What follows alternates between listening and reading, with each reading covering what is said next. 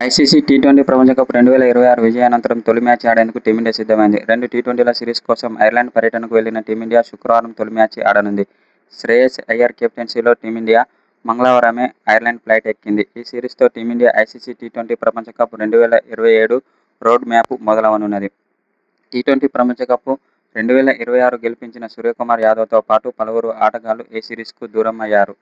IPL స్టార్లకు అవకాశం దక్కింది ఈ సిరీస్లో. జస్ప్రీత్ బుమ్రా, మహమ్మద్ సిరాజ్, హార్దిక్ పాండ్యాలకు ఈ సిరీస్ నుంచి విశ్రాంతి ఇచ్చారు. టీమిండియా టీనేజ్ సెన్సేషన్ వైభవ్ సూర్యవంశీతో పాటు ఇతర ఆటగాళ్లకు చోటు దక్కించారు.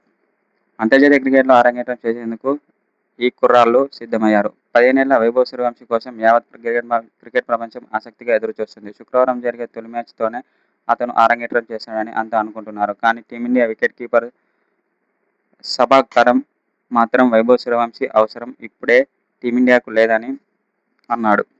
అయితే స్టార్ స్పోర్ట్స్ షోలో మాట్లాడుతూ ఇంగ్లాండ్తో సిరీస్ ఆడే తుది జట్టును ప్రకటించిన షబాబ్ కరమ్ వైభవ్ సూర్యవంశీని విస్మరించాడు. ప్రపంచ కప్ గెలిపించిన జట్టులో సభ్యులుగా ఉన్న అభిషేక్ శర్మ, సంజు శాంసన్లనే ఓపెనర్లుగా కొనసాగించాలని అన్నాడు. ఇషాన్ కిషన్ నెంబర్ 3లోకి తీసుకున్న షబాబ్ కరీం 4వ స్థానంలో నాయక్ కెప్టెన్ శ్రేయస్ అయ్యర్ను ఎంపిక చేశాడు.